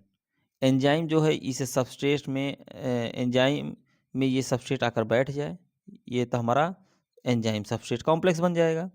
फिर उसके बाद जो है यहाँ से एंजाइम सबस्ट्रेट फिर आगे जब बढ़ेगा तो ये यहाँ चला जाएगा और ये यहाँ आ जाएगा, तो एंजाइम अलग हो जाएगा, प्रोडक्ट अलग हो जाएगा, ठीक है। तो ये हमारा क्या है, enzyme substrate complex and lock and key model by Emil Fischer in 1890 proposed by, ठीक है, इसको आपको लिख लेना है इतना। फिर हम अब आगे बढ़ते हैं। आगे जब बढ़ेंगे यहाँ पर देख सकती हैं आप लोग, यहाँ पर देखिएगा और नोट्स बनाते चलिए दोस्तों, मैं आप लोग से यही कहूँगा। फिर देखिए, हाँ, एक लॉ एंड की मॉडल होता है, उसको किसने दिया था, एमल फिशर ने 1890 में। अब यहाँ पर इंड्यूस फिट आ गया, उसी चीज़ को ये भी बता दिए हैं, सेम, ठीक है। वो तो ताला चाबी के माध्यम से बता दिए थे, और इन्होंने क्या किया कि इंड्यूस फिट का मतलब ये है कि जो एक्टिव साइड है वो एंजाइम में जाके बढ़िया से बैठ जाए। वही चीज़ एक्टिव साइड अभी आप लोग पहले भी पढ़े हैं, इसके पहले भी मैंने बता दिया था। लेक्चर थोड़ा बड़ा है दोस्तों, आप लोग वीडियो को एक बार वीडियो को पूरा देख लिया करिए, और वीडियो को देखने के बाद फिर आप नोट्स बना सकते हैं, ठीक है ना। जितना मैं बता रहा हूँ इससे बाहर एग्ज़ाम में आपका एकदम नहीं जाएगा, ठीक है। तो आपको लोग को घबराने की बात नहीं है। इंड्यूस फीड मॉडल में आते हैं, तो सबसे पहला पॉइंट आपको लिखना है, और कुछ नहीं लिखना है। देखिए दोस्तों, मैं आप लोग के लिए बहुत ही मेहनत कर रहा हूँ, ठीक है। टाइम बहुत कम रहता है मेरे पास, लेकिन फिर भी मैं आप लोग के लिए टाइम निकाल कर ये वीडियो बना रहा हूँ। आप लोग वीडियो को शेयर ज़रूर कर दीजिएगा, ये आपके लिए सब्जेक्टिव और ऑब्जेक्टिव दोनों में पूछा जाएगा। अब जैसे आपका जो है लॉक एंड की मॉडल है, ये आपका ऑब्जेक्टिव भी आ सकता है, किसने दिया था, तो किसने प्रपोज किया था, तो आप लोग सीधे लिख सकते हैं एमिल फिशर ने, किस सन में, 1890 में। फिर वहीं पर हम आएंगे, इंड्यूस फिट पूछ लिया, इंड्यूस फिट किसने प्रपोज किया था, आपको मोस्ट इंपॉर्टेंट ये दोनों, डी कोसलैंड प्रपोज्ड दिस मॉडल इन 19, ठीक है, 1966 में। आपको बस इतना ही लिखना है, ये सब आपको नहीं लिखना है। उसके बाद आपको ये फिगर बना देना है, एंजाइम है, एक्टिव साइड है, और उसके बाद जो है एंजाइम सबस्ट्रेट कॉम्प्लेक्स यहाँ पर बना लेगा। फिर उसके बाद एंजाइम प्रोडक्ट को यहाँ पर निकाल देगा। तो ये आपको बना लेना है। ये फिगर तो ज़रूर बनाइएगा दोस्तों, अगर पूछ लेता है। फिर चलिए हम आपको बता रहे हैं टर्नओवर नंबर। इसको भी आप पढ़ लीजिएगा, ये भी पूछ लेता है कभी कभी टर्म के रूप में। टर्नओवर नंबर आपका क्या है, ठीक है ना। देखिए टर्नओवर नंबर जो होता है, enzyme exit in the form of colloid due to their large size protein molecule. इसमें क्या होते हैं, बड़े बड़े जो है आकार में बड़े बड़े प्रोटीन अणु होते हैं, ठीक है ना, प्रोटीन मॉलिक्यूल होते हैं, जो क्या करते हैं, सबस्ट्रेट के जो मॉलिक्यूल के नंबर होते हैं उसको चेंज कर देते हैं, ठीक है। आगे बढ़ते हैं दोस्तों। आशा करता हूँ दोस्तों आप लोग को बहुत बढ़िया से समझ में आ रहा होगा। अब जैसे टर्न ओवर नंबर है, क्लास थोड़ा सा बड़ी है, आप लोग को बढ़िया से आराम से देखना है, ठीक है ना। Turn over number, turn over number में हम आते हैं। ये पॉइंट आपको पूरा का पूरा लिखना है। एंजाइम, अक्सर पूछा जाता है कि एंजाइम टर्न ओवर नंबर किस में पाए जाते हैं, तो एंजाइम में पाए जाते हैं, साफ साफ याद रखिएगा। Enzyme exist in the form of a colloid due to their large size protein molecule, पहला पॉइंट। दूसरा point, change in substrate molecule per minute is known as turnover number, यहाँ तक लिखना है। The change in substrate molecule per minute is known as turnover number, ठीक है ना। पहला पॉइंट यहाँ से यहाँ लिखना है, दूसरा पॉइंट यहाँ से यहाँ तक लिख लेना है। फिर उसके बाद जो है इसमें कितने जो है आइसोजाइम होते हैं, लाइसोजाइम इसमें जो है 30 होते हैं, फ्लेवोप्रोटीन 50 होते हैं, और 1000 जो है सुक्रोज होता है, 10,000 सुक्रोज होता है, सॉरी दोस्तों 10,000 सुक्रोज होता है, और 5 मिलियन जो है कैटालिसिस होते हैं, और 36 मिलियन जो होता है कार्बोनिक एनहाइड्रेस होता है। तो यानी कुल मिला के आपको ये पॉइंट में पहला पॉइंट यहाँ से लिखना है, दूसरा पॉइंट यहाँ से लिखना है, और तीसरा पॉइंट आपको यहाँ से लिखना रहेगा, ठीक है ना। चलिए आगे बढ़ते हैं। अब देखिए अक्सर पूछा जाता है लोअरिंग ऑफ एक्टिवेशन एनर्जी, ठीक है, lowering of activation energy means दोस्तों एक्टिवेशन एनर्जी का कम होना, ठीक है, सीधी सी बात है। अब यहाँ पर आप देख सकते हैं पहला पॉइंट लिखना है, in order to convert the reactant into the product potential energy barrier means barrier need to be reckoned, बस यहीं तक आपको लिखना है। उसके बाद यहाँ पर लिख लेना है ई एस, ठीक है, इक्वल टू पी प्लस ई, ठीक है, ये आपको लिख लेना है। आगे बढ़ते हैं। आगे आप लोग को आगे कुछ भी नहीं लिखना रहेगा ये सब। फिर उसके बाद दोस्तों ये आपको फिगर बना लेना है यहाँ से, ठीक है, ये एनर्जी का लेवल हो जाएगा। एनर्जी जब हमारी यहाँ पर जाएगी फिर ये बी से होते हुए फिर यहाँ पर सी पर आएगी, यानी एक बार हमारी एनर्जी जाएगी फिर उसके बाद नीचे आएगी, टॉप से आके बॉटम पे जाएगी, यानी लोअरिंग। यही हमारा जो है एनर्जी एक्टिवेशन का जो है लोअरिंग ऑफ एनर्जी एक्टिवेशन है। और इसके बीच का गैप जो रहेगा ई सी रहेगा, ये ई रहेगा, ये बी रहेगा, ये, ठीक है। एनर्जी लेवल एक बार ऊपर जाएगी फिर उसके बाद जो है डाउन होगी, इसको ज़रूर आप लोग बना लीजिएगा। आगे बढ़ते हैं दोस्तों। अभी हेडिंग डालिएगा फैक्टर अफेक्टिंग एंजाइम एक्टिविटी, मतलब कौन कौन से फैक्टर हैं जो एंजाइम एक्टिविटी को अफेक्ट करते हैं, प्रभावित करते हैं, ठीक है ना। तो पहला आपका है इफेक्ट ऑफ एंजाइम कंसंट्रेशन, मतलब कितना कंसंट्रेशन है जो एंजाइम का कंसंट्रेशन कितना है जो आपका ये जो है प्रभावित करेगा। तो पहला आपको यहाँ से यहाँ तक लिखना रहेगा, ठीक है। ये देखिएगा वी मैक्स, यहाँ पर देखिएगा, यहाँ पर देखिएगा ये दिया गया है the enzyme catalyze reaction rate and concentration are directly proportional to the each other. ये पॉइंट आपको लिखना रहेगा और ये फिगर आपको बनाना रहेगा, ठीक है ना। ये एनर्जी हो जाएगा दोस्तों, और फिर उसके बाद जो है हाफ ऑफ वी मैक्स, यहाँ पर देखते हैं हाफ ऑफ वी मैक्स, फिर ये ऐसा हो जाएगा इसको सबस्ट्रेट का, ठीक ना। ये एंजाइम कंसंट्रेशन होगा और ये सबस्ट्रेट कंसंट्रेशन, तो ये आपको दोनों बनाना रहेगा इसमें। फिर हम आगे बढ़ते हैं। अब इफेक्ट ऑफ सबस्ट्रेट कंसंट्रेशन, अभी एंजाइम कंसंट्रेशन का देखे थे, अब जो है यहाँ पर सबस्ट्रेट कंसंट्रेशन का देखें आप। तो सबस्ट्रेट कंसंट्रेशन अब देखिए दोस्तों, हाँ यहाँ पर देख सकते हैं ये जो है, देखिए ये जो है यहाँ पर आप देख सकते हैं वेलोसिटी, हाँ ठीक ठीक ठीक ठीक है। यहाँ पर अब देखिएगा, एंजाइम कंसंट्रेशन का आपको यहाँ से यहाँ तक लिखना रहेगा, ठीक है ना। ये कंसंट्रेशन है जो है डायरेक्टली प्रोपोर्शनल है आपके जो है एनर्जी के। अब वी जो है ये वेलोसिटी है और ई है एनर्जी, तो ये आपका इसी का है, ठीक है ना। और ये वाला जो पोर्शन आप देखने जा रहे हैं ये सबस्ट्रेट का है, तो ये सबस्ट्रेट में आपको बनाना रहेगा V max, velocity maximum, concentration maximum, ठीक है ना। तो effect of substrate concentration, an enzymatic process reaction velocity is directly proportional to the substrate concentration. बस यही आपको यहाँ से इतना लिखना रहेगा, ठीक है ना, इतना ही लिखना रहेगा। और वो जो आगे मैंने फिगर दिखाया है इस फिगर को बना लीजिएगा, सबस्ट्रेट कंसंट्रेशन में ये फिगर बन जाएगा, ठीक है ना। सबस्ट्रेट कंसंट्रेशन में ये वाला बना लीजिएगा। फिर उसके बाद हम आगे बढ़ते हैं, दोस्तों इफेक्ट ऑफ प्रोडक्ट कंसंट्रेशन। अब देखिए हमारा क्या क्या था, हमारा एंजाइम में एंजाइम है, सबस्ट्रेट है, फिर प्रोडक्ट है, तीनों का कंसंट्रेशन हमको देखना है।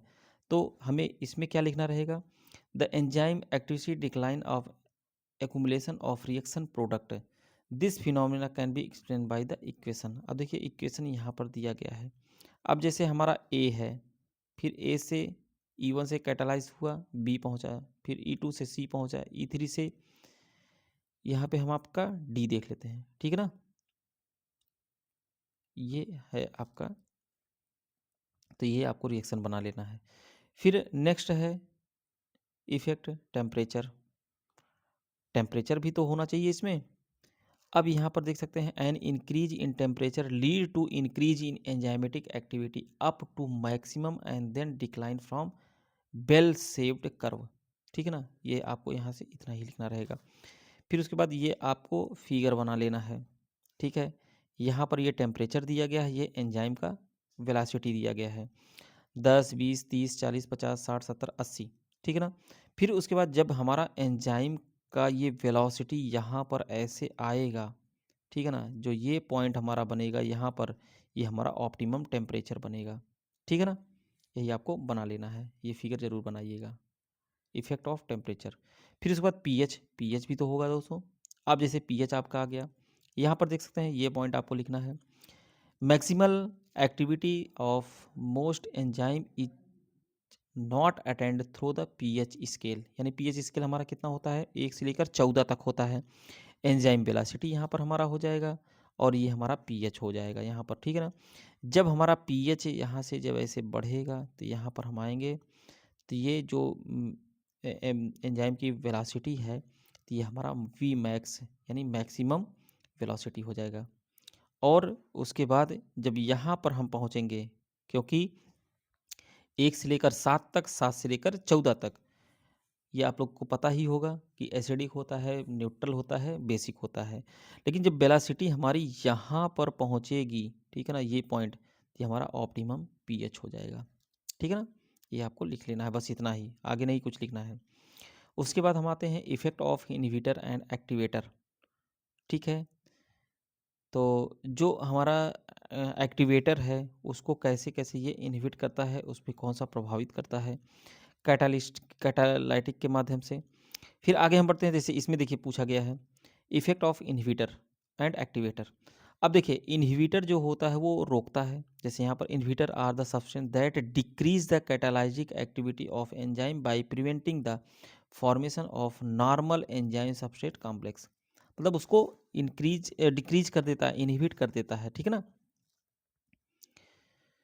अब जैसे हो गया एग्जाम्पल के तौर पे देख सकते हैं रिटोनावीर, डाई सल्फेरम, ठीक है ना, ये सब जो है डिक्रीज कर देते हैं। जैसे अभी अल्कोहल है ना, अल्कोहल अगर डाई सल्फेरम दे दिया जाए तो वो उसकी एक्टिविटी को डिक्रीज कर देगा और पीने के लिए जो है प्रेरित नहीं करेगा दारू को, मीन्स अल्कोहल, दारू अल्कोहल पौआ अद्धा क्या क्या बोलते हैं, ठीक है ना। जो भी हो, हम तो सीधे खाली अल्कोहल जानते हैं और कुछ नहीं जानते हैं, तमाम ब्रांडेड मार्केट में है लेकिन हम केवल अल्कोहल जानते हैं, ठीक है ना। छोड़िए, इफेक्ट ऑफ टाइम ये भी आपको देखना पड़ेगा, ठीक है। इफेक्ट ऑफ टाइम ये हेडिंग डालिएगा, time required for an enzyme reaction is less provide for ideal and optimum condition, ये भी लिख लीजिएगा। अगर इतना है तो फिर इफेक्ट ऑफ लाइट भी होगा एंड रेडिएशन भी होगा, इसको हेडिंग डाल लीजिएगा। तो एक्स रे और गामा रे, अल्ट्रावायलेट रे, बीटा रे, ये सब जो है एंजाइम फॉर्म का पेरोक्साइड होता है दोस्तों, पेरोक्साइड होता है, ठीक ना? ये आपको लिखना ही रखना रहेगा, इतने रेस जो होते हैं। आगे बढ़ते हैं दोस्तों, एंजाइम इनहिबिटर कौन कौन से होते हैं ये भी हमको लिखना है। तो अब ये नेक्स्ट हेडिंग डालिएगा, एंजाइम इनहिबिटर। लेक्चर थोड़ा बड़ा है, ठीक है, हम जानते हैं कि लेक्चर बड़ा है, आप लोग को हो सकता है बोरियत महसूस हो, तो आप कई पार्ट में इसको देख लीजिएगा, रुक रुक कर देख लीजिएगा। मैं नहीं कह रहा हूँ कि एक साथ ही देखिएगा, लेकिन आप लोग वीडियो को पूरा ज़रूर देखिएगा और नोट्स ज़रूर आपके बने होने चाहिए, ठीक है ना? क्योंकि ये नोट्स जो है आपको theoretical means D pharma second year के एग्ज़ाम में बढ़िया काम करेगा। फिर दूसरा जो है, अगर आप कंपटीशन की तैयारी कर रहे हैं उसमें भी इससे क्वेश्चन आपको कई देखने को मिलेंगे। एंजाइम इनहिबिटर, अच्छा मैं खास करके फार्मासिस्ट के लिए ही नहीं बोल रहा हूँ, एएनएम के भी अभ्यर्थी के लिए है, फार्मासिस्ट के लिए है और स्टाफ नर्स के लिए भी एंजाइम से क्वेश्चन बनते हैं। आगे बढ़ते हैं दोस्तों, एंजाइम इनहिबिटर जो होता है, any molecule showing its direct effect on an activity of an enzyme in order to decrease is catalytic rate is known as inhibitor. इसको पूरा लिख लीजिएगा यहाँ से यहाँ तक। फिर हम आगे बढ़ते हैं। अब हमारे जो इनहिबिटर होते हैं दोस्तों, रिवर्सिबल इनहिबिटर होते हैं। रिवर्सिबल मतलब दोनों तरफ समान होते हैं, इरिवर्सिबल होते हैं, एक ही तरफ होते हैं, एलोस्टेरिक होते हैं, मीन्स जा भी सकते हैं, आते भी जाते रहते हैं, ठीक है ना, दोनों तरफ से होते हैं। अब रिवर्सिबल इनहिबिटर क्या होता है इसके बारे में आपको लिखना रहेगा, ठीक है, रिवर्सिबल इनहिबिटर के बारे में। दोस्तों रिवर्सिबल इनहिबिटर में बस इतना ही आपको लिखना है, बहुत ज़्यादा नहीं। In a reversible inhibitor, the inhibition the bond formed between enzyme and inhibitor is non-covalent. Thus, inhibition can be reversed on the removal of the inhibitor. ठीक है ना? बस इतना ही लिखना है। मीन्स दोनों तरफ जो है, ये रिवर्स का मतलब क्या होता है, आगे और पीछे दोनों तरफ जाएं, ठीक है, जो इनहिबिटर होते हैं, ठीक है ना? इसमें आपका जो है कॉम्पिटिटिव भी होता है, ठीक है, या इसको सबस्ट्रेट एनालॉग इनहिबिटर भी बोलते हैं। आपको बस इतना ही लिखना है, आगे कुछ नहीं लिखना है। फिर उसके बाद दोस्तों हम जो हमारा कॉम्पिटिटिव इनहिबिटर है, तो कॉम्पिटिटिव इनहिबिटर में जब हम आएंगे तो यहाँ पर हमारा जो ये सक्सीनेट है, COO- CH2 + FAD CH2 COO-, ठीक है ना, FAD के साथ जो है रिएक्शन होगा। सक्सीनेट जो डिहाइड्रोजनेज हमारा कैटालाइज्ड होगा, कैटालिसिस।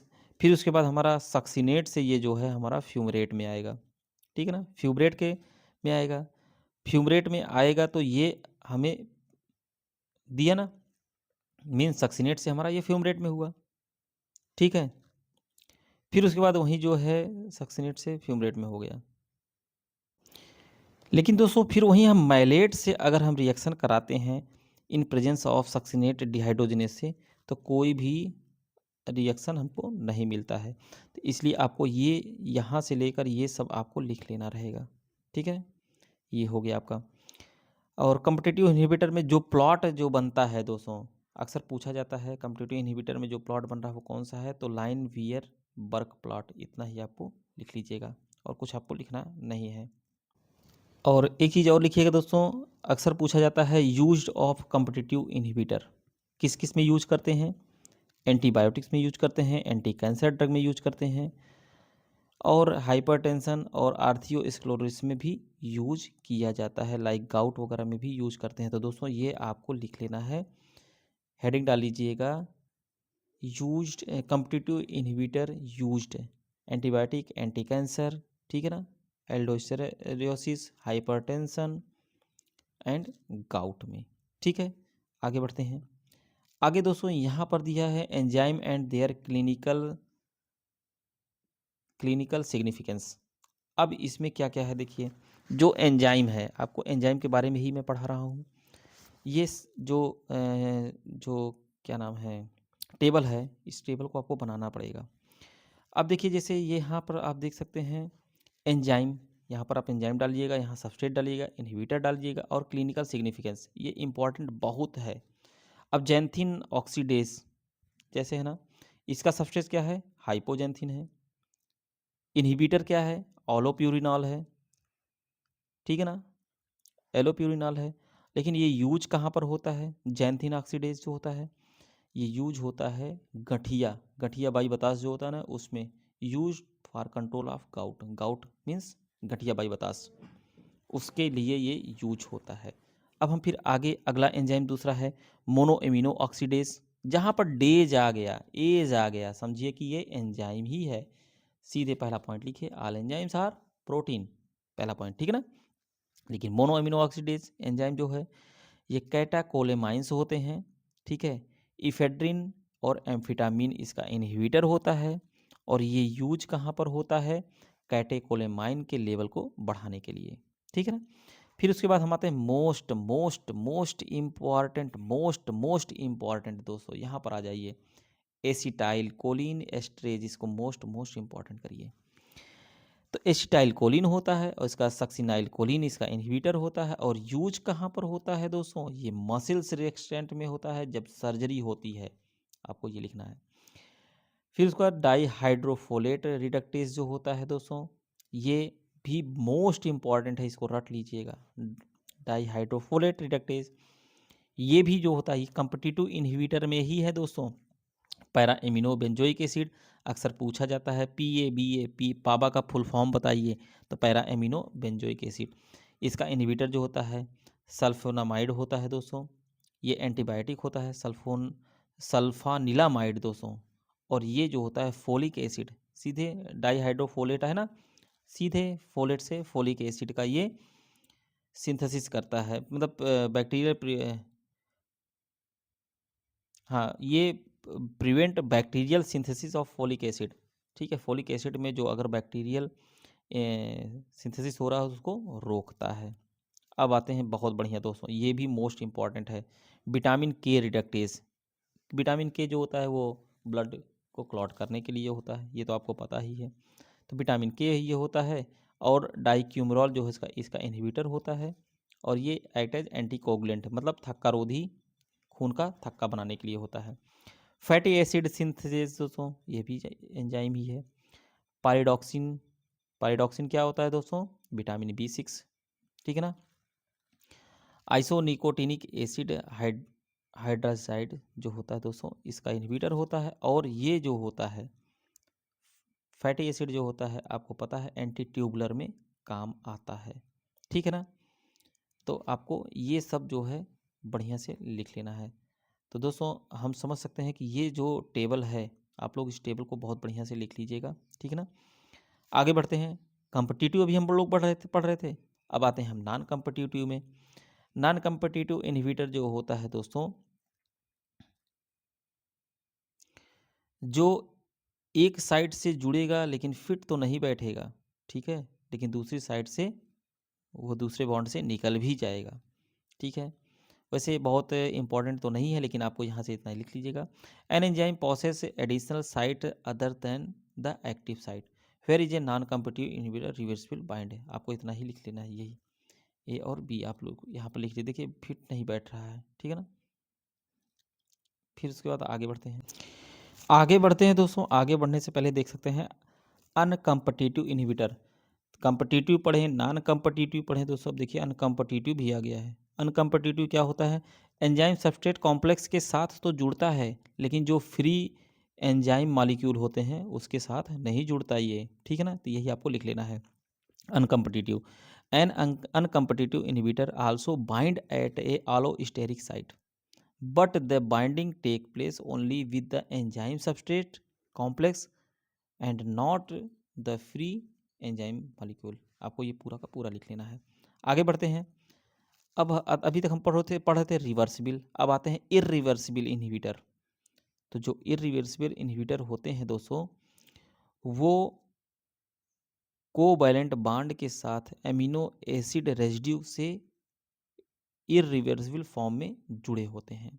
बस आपको इतना ही लिखना है।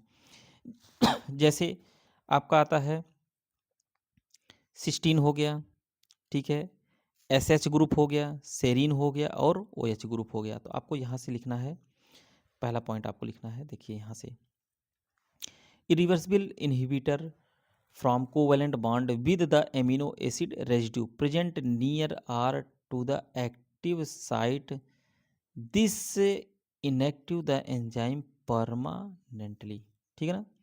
अब जो एमिनो एसिड रेजिड्यू हमारा कौन कौन से हैं, अब फिर उसके बाद यहाँ से लिखेंगे, फिर यहाँ आएंगे हमारा एमिनो एसिड, ये लिखेंगे एमिनो एसिड, फिर cysteine having SH group, serine having OH group, ठीक है ना। आपको ये लिखना रहेगा इतना। फिर उसके बाद हम आगे आते हैं, पूरा मत लिख लीजिएगा दोस्तों, ठीक है ना। आगे आते हैं एग्जाम्पल में। एग्जाम्पल में आपका है डाई आइसोप्रोपाइल फास्फोफ्लोरिडेट। अक्सर ये क्वेश्चन पूछा जाता है कि आप हमें इसका फुल फॉर्म बता दीजिए DIPF का। तो ये होता है आपका डाई आइसोप्रोपाइल फास्फोफ्लोरिडेट, ठीक है ना। अब हम आगे बढ़ते हैं, बस यही एग्जाम्पल इतना लिख लेंगे दोस्तों। यहाँ पे देख सकते हैं, अब जैसे डाई आइसोप्रोपाइल, ठीक है, ये DIPE है, यहाँ से देख सकते हैं।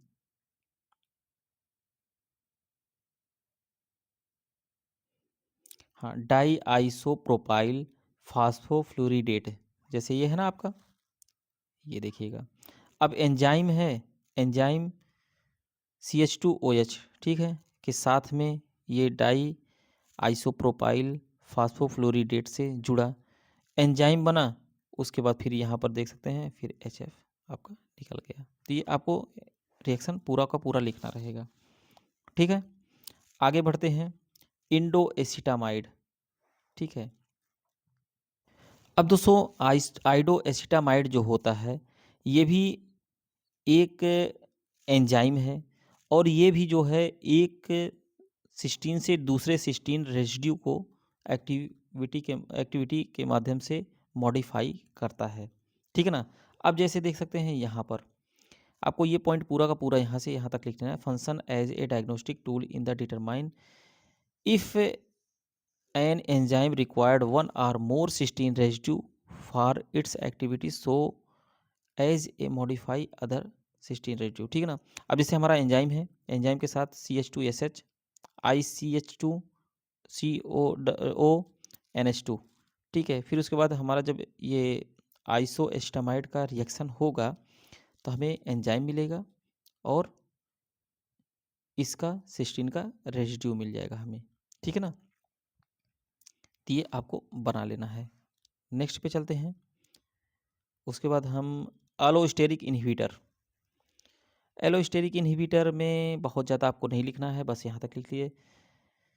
Allosteric inhibitor refer to the inhibitor of an enzyme activity to so form the product in the pathway, बस आपको यहाँ तक ही लिखना रहेगा। नेक्स्ट पे चलते हैं। नेक्स्ट है दोस्तों, यहाँ पर देख सकते हैं therapeutic and pharmaceutical importance of enzyme, मतलब चिकित्सा में इसका एंजाइम का क्या उपयोग है, आप लोग लिख सकते हैं। जैसे इंडाइजेशन के लिए है, ठीक है ना, मतलब खाना को पचाने के लिए, फूड डाइजेशन के लिए भी है, पहला पॉइंट। लेकिन यहाँ पर आपको इसमें क्या लिखना है, enzyme have a found a significant role in a therapeutic and pharmaceutical and clinical diagnosis, बस यहीं तक आपको लिखना रहेगा। उसके बाद आप इस टेबल पर आ जाइए, ये टेबल ज़रूर बनाइएगा क्योंकि ये टेबल बहुत ही महत्वपूर्ण है आपके लिए। अब देखिए एंजाइम है, उसका थेरेप्यूटिकल और फार्मास्यूटिकल इंपॉर्टेंस क्या है, उसको आपको ज़रूर लिखना है। अब यहाँ पर हम आते हैं, यहाँ पर देखिएगा एंजाइम एस्पराजिनेस, एज जहाँ पर आ जाए समझिए कि वो एंजाइम है। It is use to treatment of leukemia, मतलब ल्यूकीमिया में इसका उपयोग होता है। कोलेजिनेज इसका स्किन अल्सर में होता है, ये लिख लीजिएगा। ग्लूटामिनेज ल्यूकीमिया में होता है। हेलुडिनोज ये भी जो है हार्ट अटैक में होता है। लाइसोजाइम एंटीबायोटिक है। रोडानेज जो होता है ये साइनाइड पॉइजनिंग के ट्रीटमेंट में हम उपयोग करते हैं, ठीक है ना, रोडानेज। फिर उसके बाद हम आते हैं रूबी राइबोन्यूक्लियेज जो होता है ये एंटीवायरल में यूज होता है, ये सब लिख लीजिएगा आप लोग। बीटा लैक्टमेस जो है ये पेंसिलिन एलर्जी के लिए होता है, अगर पेंसिलिन का इंजेक्शन वगैरह लगा है, अगर एलर्जी है तो बीटा लैक्टमेस देते हैं। स्ट्रेप्टोकाइनेज ये जो होता है ब्लड क्लॉटिंग के लिए होता है, मोस्ट इंपॉर्टेंट स्ट्रेप्टोकाइनेज पूछा गया है। और ट्रिप्सिन क्या है, ये जो है इन्फ्लामेशन जो सूजन वगैरह होता है उसके लिए होता है। यूरिकेज क्या है, ट्रीटमेंट ऑफ गाउट, अगर आपका यूरिक एसिड बढ़ गया है तो उसमें काम करता है यूरिकेज जो होता है। यूरोकाइनेज जो होता है ये भी ब्लड क्लॉटिंग के लिए ही होता है। और नाइटोकाइनेज जो होता है ये भी ब्लड क्लॉटिंग के लिए होता है। दोस्तों ये जो टेबल था आपका थेरेप्यूटिक यूज के लिए था। अब नेक्स्ट टेबल पर हम आते हैं। नेक्स्ट टेबल जो है ये फार्मास्यूटिकल में जो यूज किए जाते हैं। अब जैसे देख सकते हैं ये एंजाइम जो है ट्रिप्सिन और काइमोट्रिप्सिन जो होता है, ये जो होता है आपका डाइटरी मतलब it down it break down dietary protein into peptide to amino acid में होता है। और पैनक्रिएटिन जो होता है ये आपका जो है it help to break down the food and convert into the energy, इसमें होता है। पेप्सिन जो होता है ये जो होता है प्रोटीन को छोटे छोटे एमिनो एसिड में तोड़ देता है। दोस्तों ये लिख लेना है आपको, ठीक है, ऐसे नहीं जो मैं बता दे रहा हूँ बस ऐसे ही। ब्रोमेलिन जो होता है, ये ब्रोमेलिन जो होता है ये डाइजेशन का सुधार करता है दोस्तों, ठीक ना। फिर उसके बाद हम आते हैं लैक्टेज जो होता है, जो लैक्टोज मालिक्यूल मतलब जीन्स जो दूध वाला वगैरह होता है, डेयरी प्रोडक्ट होते हैं, ठीक है, उसके लैक्टोज मालिक्यूल्स को तोड़ने का काम करता है। उसके बाद हम आते हैं दोस्तों फंगल डायस्टेज। फंगल डायस्टेज जो होता है, ठीक है ना, फंगल डायस्टेज जो होता है ये भी डाइजेशन के लिए ही होता है दोस्तों। ये it digest carbohydrate along a dead white blood cells, ठीक है ना, कार्बोहाइड्रेट के पच को पचाता है ये फंगल डायस्टेज जो होता है। सिरेसियो पेप्टाइडेज जो होता है दोस्तों ये पेन और इन्फ्लामेशन के लिए होता है। सिरेसियो पेप्टाइडेज ये भी एक एंजाइम है, अक्सर देखेंगे ना आप लोग क्या बोलते हैं इसमें जीरोडाल एसपी टैबलेट आता है ना, उस पर भी देखेंगे ना सिरेसियो रहता है, एसाइक्लोफेनेक पैरासीटामोल और सिरेसियो रहता है, ठीक है। तो सिरेसियो रहता है, सिरेसियो पेप्टाइडेज भी रहता है दोस्तों उसमें, तो वो जो है दर्द और सूजन को कम भी कर देता है। सिरेसियो पेप्टाइडेज पाउडर जो होता है ये भी दोस्तों संक्रमण वगैरह अगर हो, ठीक है ना, इन्फेक्शन वगैरह हो उन सबको भी रोक देता है, तो आपको लिख लेना है। अल्फ़ा गलेक्टोज जो होता है तो ये जो है दोस्तों अल्फ़ा गलेक्टोज जो होता है ये आपके डाइजेशन को प्रॉपर बढ़िया से मेंटेन करके रखा रहता है और आपको कोई दिक्कत परेशानी नहीं होने देता है। लाइपेज मोस्ट इम्पॉर्टेंट दोस्तों, लाइपेड जो होता है, लाइपेज जो होता है ये जो है एक बहुत ही महत्वपूर्ण डाइजेस्टिव एंजाइम है दोस्तों। और प्रोबायोटिक ब्लेंड जो ये तो इम्पॉर्टेंट है ही दोस्तों, जैसे डायरिया वगैरह हो गया, बाउल सिंड्रोम वगैरह हो गया दोस्तों, उन सब में ये यूज किया जाता है प्रोबायोटिक। अब नेक्स्ट पे आते हैं दोस्तों, ये डायग्नोस्टिक डिजीज़ का है दोस्तों। अब जैसे यहाँ पर देख सकते हैं डायग्नोस्टिक डिजीज़ में, अब इसमें आपका दिया गया है सीरम ग्लूटामेट। सीरम ग्लूटामेट जो होता है, सीरम ग्लूटामेट ऑक्सी, वैसे ये बहुत इंपॉर्टेंट नहीं है, इसमें आप ये देख सकते हैं एमाइलेज जो होता है एक्यूट पैनक्रियाटिस के लिए होता है दोस्तों। क्रिएटिनिन काइनेज जो होता है मसल डिसऑर्डर और मायोकार्डियल इन्फेक्शन के लिए होता है। और सेरोप्लाज्मिन जो होता है दोस्तों ये हेपेटोलेंटिकुलर डिजेनरेशन के लिए होता है। लाइपेज जो होता है एक्यूट पैंक्रियाटिक के लिए होता है दोस्तों। एमाइलेज और लाइपेज ये दोनों आप लोग याद रखिएगा, ठीक है। और बाकी एल्कलाइन फास्फेट ये आपके बोन डिसऑर्डर के लिए होता है। आपको बस ये इतना ही लिखना रहेगा, ठीक है ना दोस्तों। 1 घंटा 18 मिनट का लेक्चर आपका ये केवल एंजाइम पर हमने दिया है। आशा करता हूँ कि आप बहुत बढ़िया मस्त नोट बना लेंगे।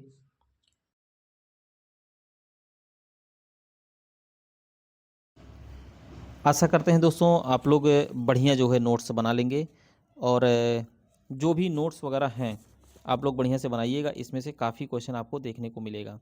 तो वीडियो को ज़्यादा से ज़्यादा शेयर करिएगा दोस्तों। चैनल पर नए तो सभी लोग सब्सक्राइब कर लीजिए, आपको बहुत काम देगा एग्जाम्पल के लिए, एग्ज़ाम के लिए दोस्तों, एग्जाम्पल नहीं एग्ज़ाम के लिए, चाहे थियोरेटिकल हो चाहे आपका कंपटीशन का हो। मिलते हैं नेक्स्ट वीडियो में। वीडियो को अंत तक देखने के लिए बहुत बहुत धन्यवाद।